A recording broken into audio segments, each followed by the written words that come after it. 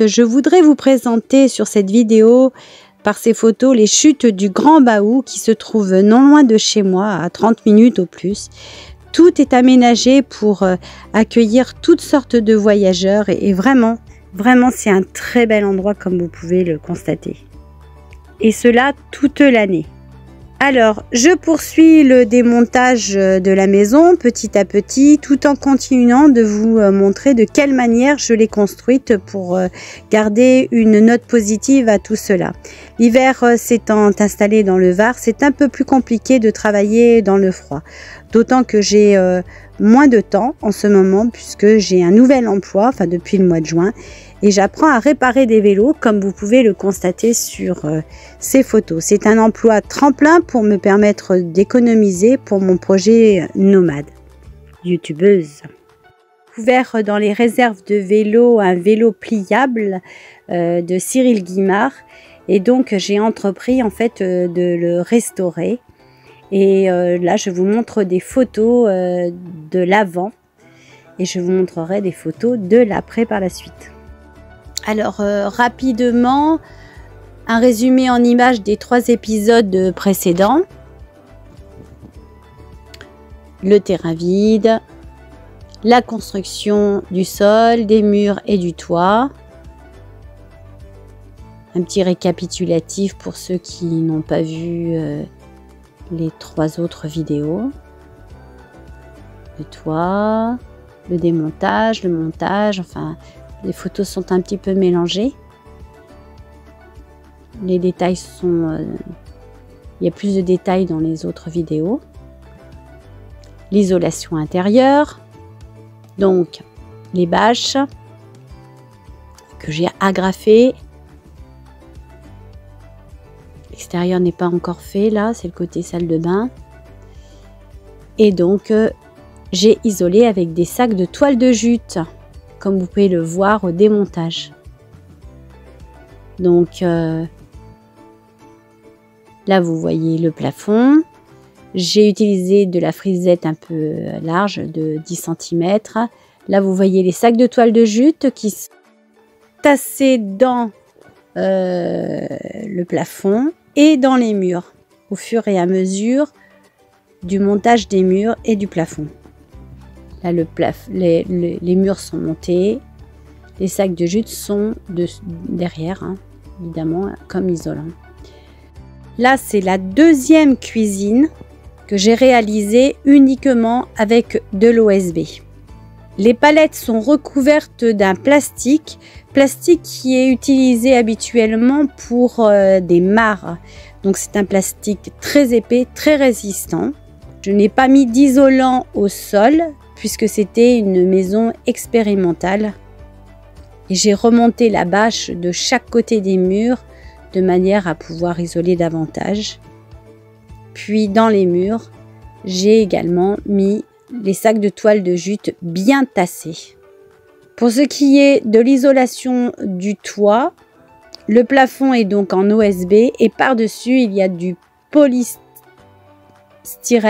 très épais que j'ai récupéré d'un chantier avec des bâches anti-humidité qui se trouvent donc entre les bacs acier et le polystyrène. Sur la photo suivante, vous voyez ce que j'ai mis au sol, de la feutrine, l'OSB et du parquet flottant. Pareil, hein, je n'ai pas isolé plus que ça puisque c'est une maison expérimentale. Dans la photo suivante, dans la cuisine, c'est la même chose. J'ai mis de la feutrine. Maintenant, la peinture. Fabrication maison. Hein. Donc, c'est une peinture suédoise. Grâce au tuto YouTube, j'ai pu fabriquer moi-même cette peinture. Faire l'expérience justement de fabriquer cette peinture. Donc là, vous voyez défiler la recette. Moi, je n'ai pas utilisé de pigments de terre, j'ai utilisé des pigments liquides.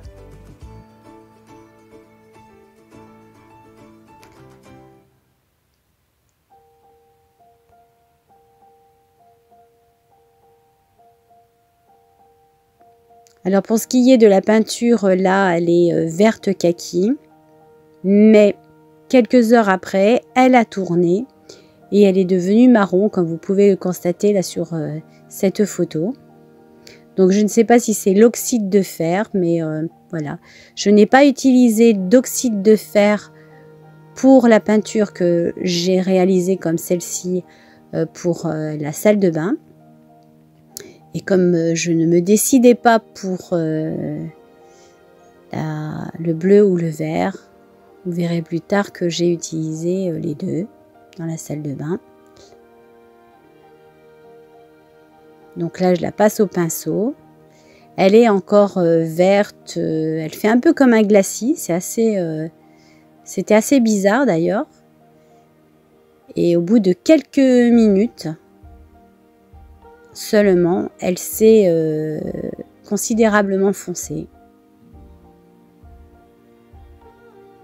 Je n'ai pas eu besoin de mettre plusieurs couches et on en est là à 3 à 4 ans et elle est toujours intacte. Hein. Elle n'a pas bougé.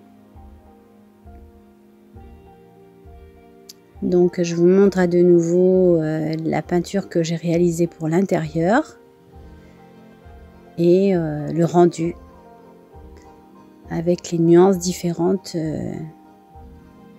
vu les différentes essences de bois, couleurs de bois. Cette salle de bain, j'ai dû la démonter pour en remonter une autre ailleurs. Donc le sol, alors le sol là, j'ai utilisé donc des bâches que l'on utilise pour des étangs et de l'OSB. J'ai remonté un peu, j'avais 4 ou 6 mètres, je ne sais plus, de largeur de bâches. Et c'est assez efficace hein, parce que l'air ne passe pas du tout. Et donc j'avais un petit peu d'aide là, c'était bien sympathique, Philippe et Marie. Et on a réussi à finir la pièce assez rapidement. Là vous voyez donc les toiles de jute qui sont bien posées dans le plafond et dans les murs. Et là toute la pièce qui est réalisée en OSB. J'avais un petit peu plus d'argent à ce moment-là et je n'avais pas le courage de faire tout en latte de bois. Donc la cuisine et la salle de bain. Donc là vous voyez là, toutes les parties terminées, le sol, les murs, le plafond. La peinture, alors la peinture là j'ai acheté par contre cette peinture parce que c'est une peinture spéciale bois et spéciale sol pour l'OSB. Et elle est assez costaude, j'ai mis 2 couches et tout allait bien. Le montage de la cuisine, donc j'ai voulu faire des séparations étagères, qu'elles soient fonctionnelles, que ce soit pas des simples séparations et parois. Et donc j'ai fait des étagères et j'ai décidé donc de fermer les étagères soit devant soit derrière suivant où je voulais les étagères. Donc là cette partie là vous la voyez, elle est toute la partie du haut est fermée par derrière et la partie de devant sera fermée par devant de manière à ce que je puisse profiter des étagères du côté de la salle de bain. J'ai utilisé des bois de coffrage uniquement et vernis 3-4 fois, ça suffisait largement avec un bon vernis aussi, mais un vernis acrylique hein, toujours, hein, vraiment dilué à l'eau. Enfin les pinceaux, je nettoie tout à l'eau. Voilà, donc le plan de travail avec donc les espaces pour le lavabo, pour la plaque de cuisson gaz. Et donc là vous voyez donc les étagères qui délimitent la cuisine de la salle de bain. Et là vous la voyez fermée devant et l'étagère se situe derrière. La salle de bain terminée. J'ai utilisé aussi des bois de 4 par 4 pour faire les étagères. Et là vous voyez l'aménagement. Voilà, j'ai voulu faire cette petite une vidéo un peu courte de manière à ce que vous puissiez la regarder jusqu'au bout. qu'elle ne soit pas trop longue. Et on se retrouve très vite pour les prochaines vidéos. Je vous montre voilà la suite du vélo, du décapage et le rendu. Je me suis régalée à leur faire tout neuf. Je l'ai complètement décapé. J'ai mis beaucoup de temps, j'ai bien mis 3-4 jours pour le décaper. Vous me voyez dans l'atelier.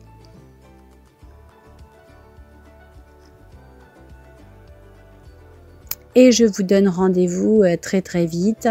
Je vous offre mon beau clair de lune devant chez moi le 8 novembre 2022. Très très beau. Et puis n'oubliez pas de vous abonner et puis de laisser un petit commentaire. À tout bientôt!